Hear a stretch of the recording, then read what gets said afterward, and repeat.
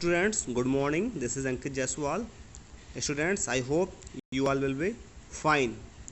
Students, in my last video, I had told you about present perfect continuous tense.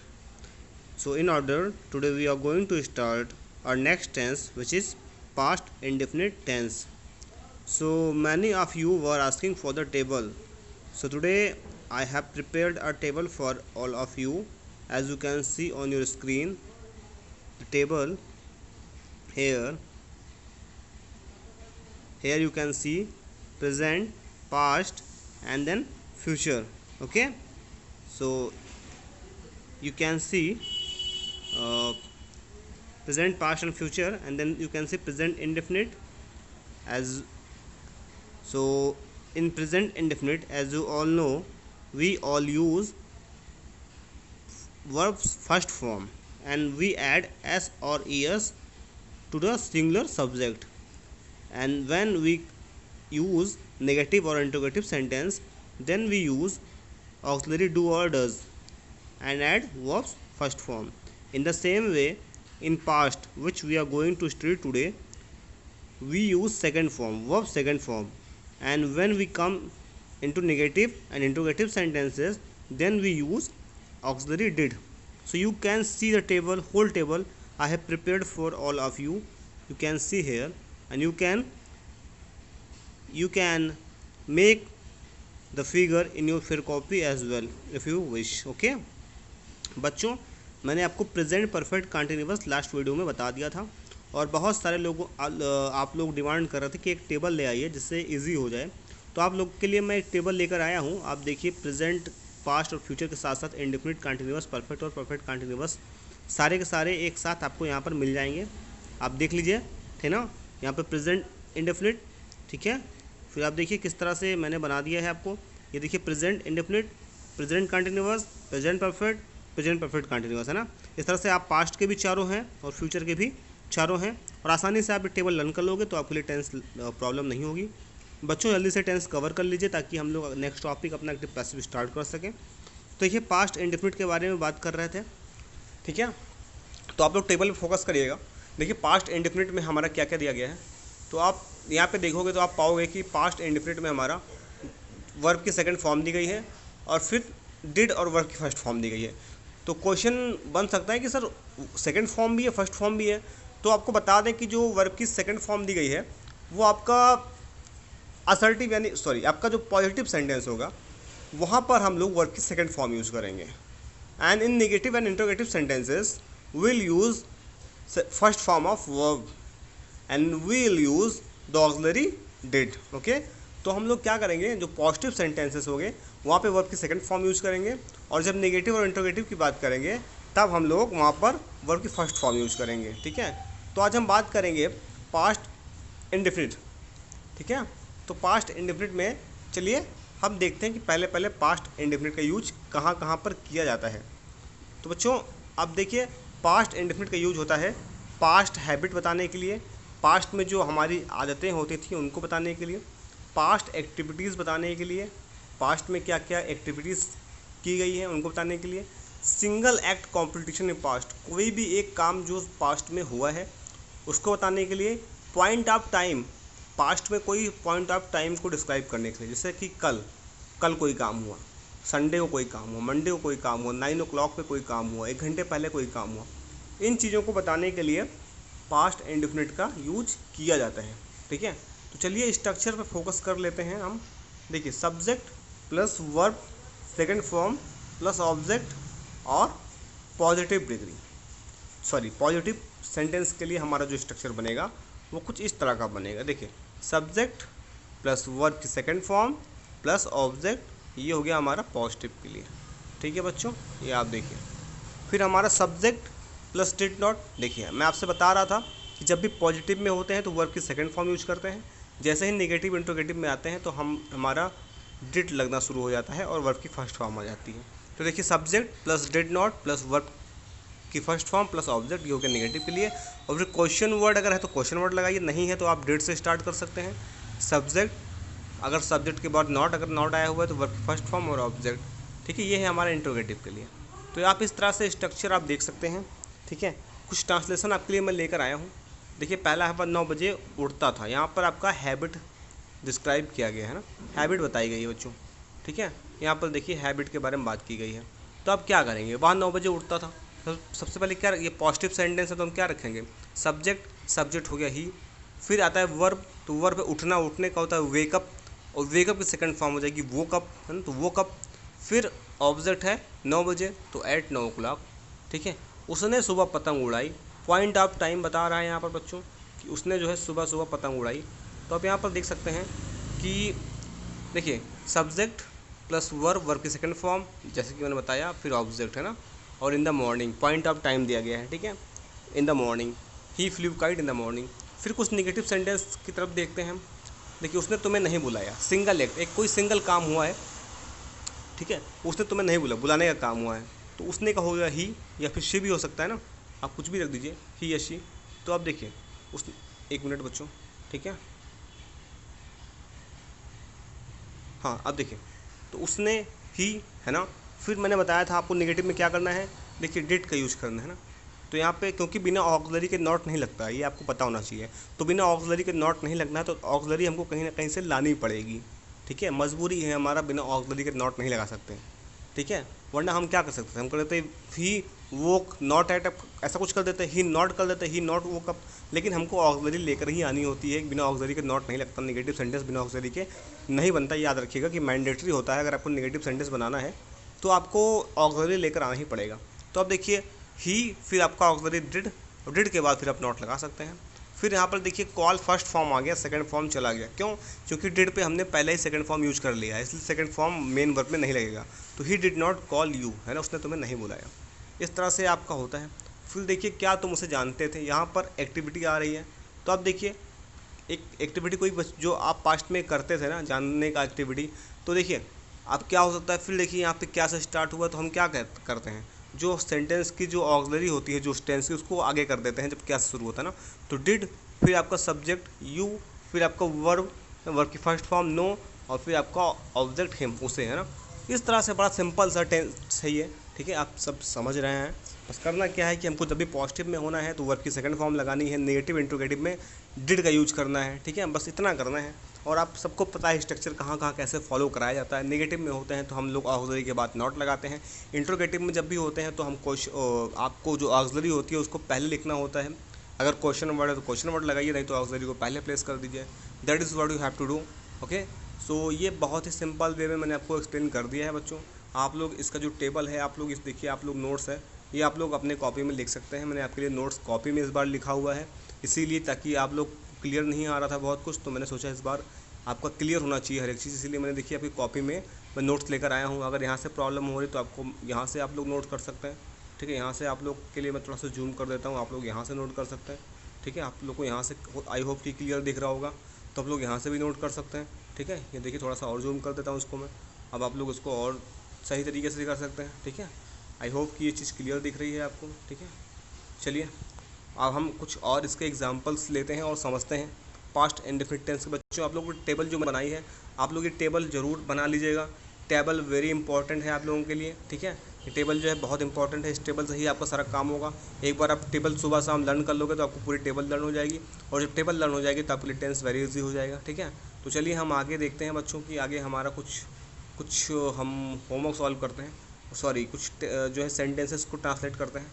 जैसे देखिए यहाँ पर, अच्छा बच्चों पहचानेंगे कैसे हिंदी से इंग्लिश बनाने के लिए, तो लास्ट में मैंने बताया था आपको ता है, ता था, ती थी, ते थे वगैरह शब्द आते हैं, या फिर उसके अलावा या, ई, ये, ओ, ये सारे आएंगे, ठीक है।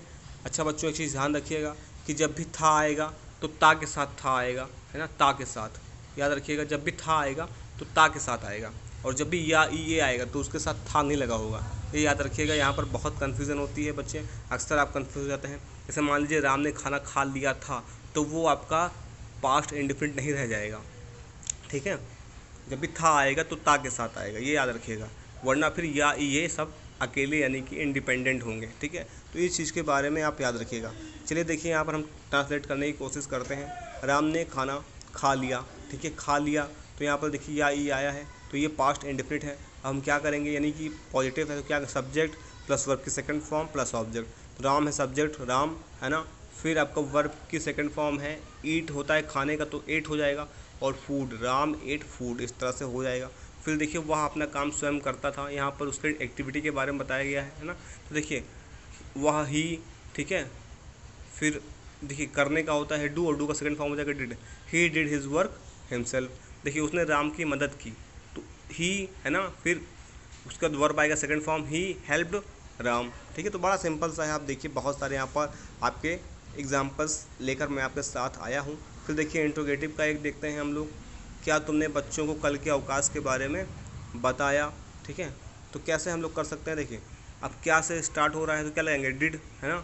फिर तुमने डिड यू, फिर उसके बाद वर्ब आएगा डिड यू टेल, किसको, टेल चिल्ड्रन, है ना, अबाउट हॉलीडे, ठीक है।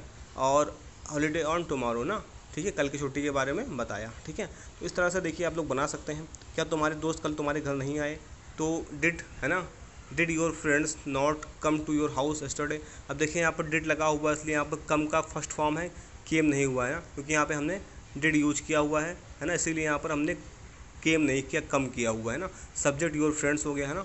इस तरह से देखिए, और अच्छा एक चीज़ और देखिए, यहाँ पे जब इंट्रोगेटिव में डिड यहाँ लगा हुआ है और योर फ्रेंड्स के बाद नॉट लगा हुआ है, तो मैंने स्ट्रक्चर में आपको बताया हुआ है चीज़ ना कि नॉट कहाँ लगाना है। अगर नॉट आएगा तो आपको सब्जेक्ट के बाद नॉट लगाना है ना।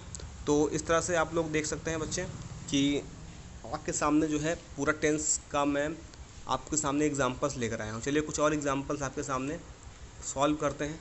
कौन बाज़ार गया, तो देखिए, है ना, कौन बाज़ार गया, तो क्या करेंगे जब कौन वाला सेंस आता है बच्चों, तो कौन को हम सब्जेक्ट बनाएंगे हु, है ना, और वर्ब की second form went to market. अच्छा जब भी कौन आएगा तो आप लोग इंट्रोगेटिव ऐसा मत यूज़ करिएगा कि who did go to market, वो गलत हो जाएगा, ठीक है। फिर हु के साथ आप लोग इस तरह यूज करिएगा। अब देखिए कब, कब है व्हेन, ठीक है। फिर हम क्या करते हैं इंट्रोगेटिव वाले में व्हेन, फिर लगाएंगे डिड, है ना, फिर लगाएंगे सब्जेक्ट, ठीक है, इस तरह से। और वर्ब की फर्स्ट फॉर्म रखेंगे, फिर ठीक है, इस तरह से आ जाएगा आपको, ठीक है। क्या तुम दिल्ली कभी नहीं गए, तो did you never go to Delhi, ठीक है। सिंपल सा सेंटेंस है, आप लोग इसको ट्रांसलेट करिए, स्ट्रक्चर आपके सामने होना चाहिए माइंड में, तभी आप सॉल्व कर पाएंगे, अदरवाइज आपको प्रॉब्लम होगी ही होगी, ठीक है।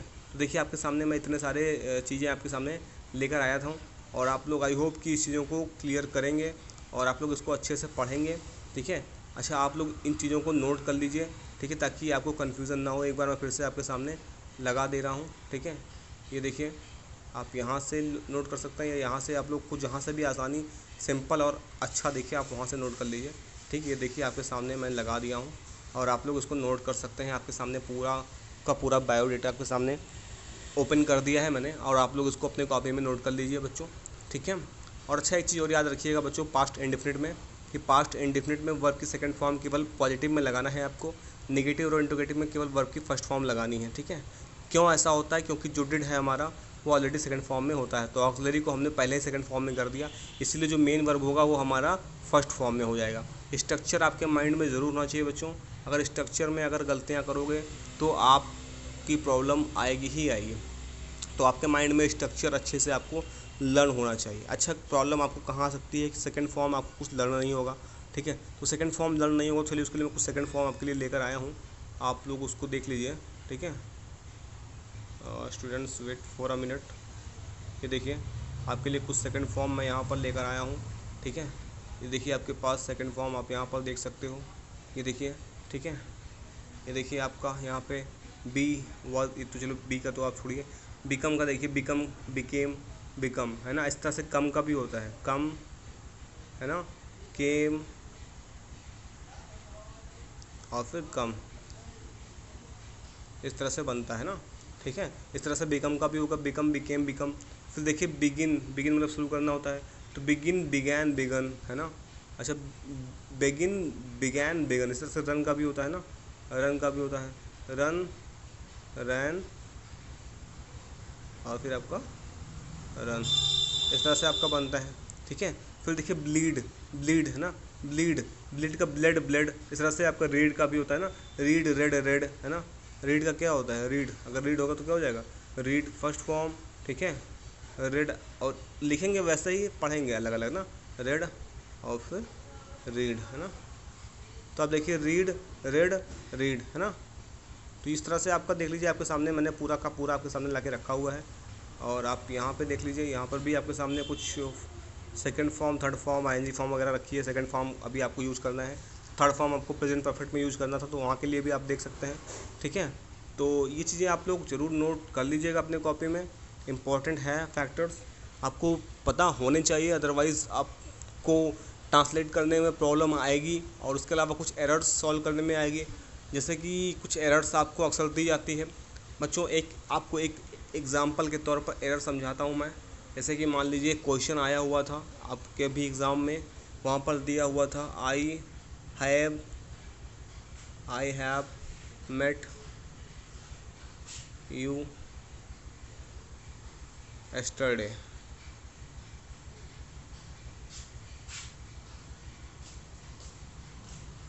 I have met you yesterday। So what's wrong with this sentence? आपको ये पता होना चाहिए कि इस सेंटेंस के साथ क्या रॉन्ग है। ठीक है, तो इस सेंटेंस के साथ एक चीज़ रॉन्ग है बच्चों की, जब भी पॉइंट आप टाइम की बात करते हैं, कह रहा है कि मैं तुमसे कल मिला, मैं तुमसे कल मिला। अब देखिए आप इसको हिंदी में बोलेंगे कि मैं तुमसे कल मिला हूँ, तो ये गलत हो जाएगा ना, मैं तुमसे कल मिला होगा ना, तो ये क्या हो गया, ये होगा हमेशा हमेशा पास्ट इंडेफिनिट में, तो यहाँ पे हैव कट कर देंगे ना, आई मेट यू यस्टरडे, तब सही हो जाएगा, मैं तुमसे कल मिला। तो ये प्रेजेंट परफेक्ट में ना होके पास्ट इंडेफिनिट में रहता है। तो ऐसे ही आपको एरर्स आ सकती है। ठीक है, आपको लगेगा कि सेंटेंस तो सही है, बट हाँ सेंटेंस का सेंस पकड़िए और फिर आप उसको देखिए कि हाँ किस टेंस में हो सकता है। टेंस का मतलब केवल ट्रांसलेशन नहीं होता, बल्कि किस पॉइंट ऑफ टाइम से किस पीरियड को वो जो है शो कर रहा है, किस पीरियड को डिनोट कर रहा है, that plays a very vital role.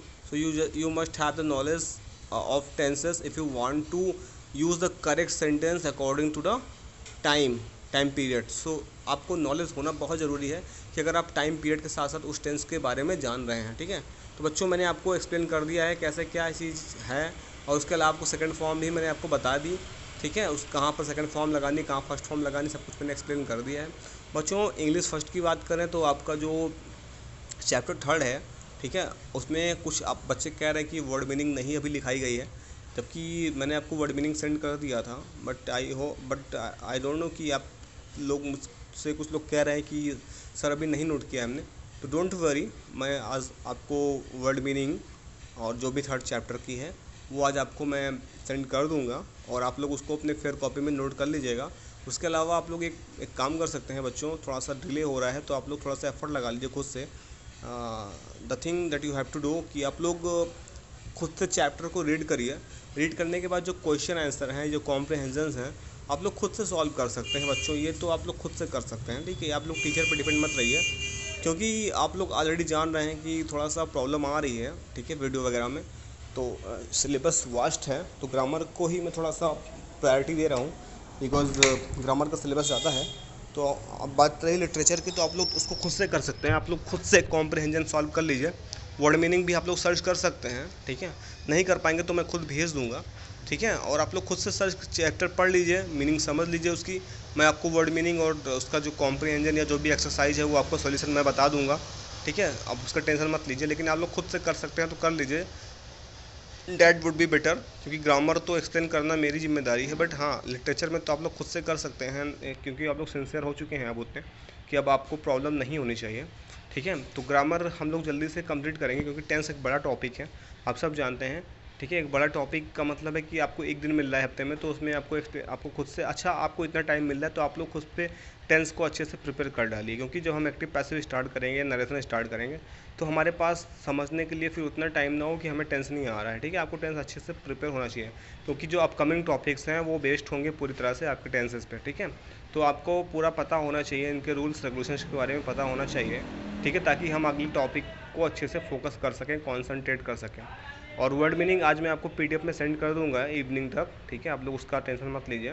और चैप्टर 4 और 5 मैं चाहता हूँ चैप्टर 4 आप लोग खुद से करें। ठीक है, और बात रही चैप्टर 4 5 के एक्सप्लेनेशन की, तो देखते हैं अगर टाइम मिलता है बच्चों तो मैं आपको एक एक्स्ट्रा वीडियो बना के आपको भेज दूंगा चैप्टर 4 एंड 5 दोनों की। ठीक है, और फ़िलहाल तो ग्रामर आप पढ़िए अच्छे से, और आपकी बुक में, ग्रामर की बुक में भी एक्सरसाइज दी गई होगी टेंस में, तो आप लोग जाइए ग्रामर की बुक में और ढूंढिए पास्ट इंडेफिनिट का, जहाँ पर भी एक्सरसाइज दिया गया है आप लोग उसकी एक्सरसाइज को अच्छे से सॉल्व करिए जाकर। ठीक है, अच्छी तरह से आप लोग उसको सॉल्व करिए, जितना भी चीज़ें मैंने बताई हैं स्ट्रक्चर को आप लोग एक किनारे लिख लीजिएगा। जब भी आप सॉल्यूशन बनाने जाइए तो एक किनारे सारे स्ट्रक्चर्स को राइट कर लीजिए ताकि प्रॉब्लम ना होने पाए आपको, ठीक है। तो स्ट्रक्चर से आप 4-5 दिन स्ट्रक्चर से आप देखोगे, उसके बाद आपके मन में खुद ही आइडिया आ जाएगा कि स्ट्रक्चर यूज़ करने की ज़रूरत नहीं है, ठीक है। तो स्ट्रक्चर्स आप लोग लेके सॉल्यूशन बनाइए, वहाँ पर कम से कम 4 या 5 एक्सरसाइजेस दी गई हैं, उनको आप लोग अच्छे से सॉल्व करिए, ठीक है। और उसका सॉल्यूशन मुझे आप लोग इवनिंग तक भेज दीजिएगा, ठीक है। तो मैं चाहता हूँ कि सभी का रिप्लाई आना चाहिए, सभी का सॉल्यूशन आना चाहिए, ठीक है। तो बच्चों ठीक है, आपको शाम को पीडीएफ मिलेगी, और आपको अगर कोई नोट्स नहीं समझ में आया तो आप लोग मुझे पर्सनल मैसेज करिएगा, मैं आपको ग्रामर का जो नोट्स अगर वीडियो में क्लियरिटी नहीं है तो मैं आपको सेंड कर दूँगा। So that is all for today students. If you have any confusion, any queries, और you want to know something, then contact me through WhatsApp. I'll tell you all. So thank you so much. Have a good day ahead.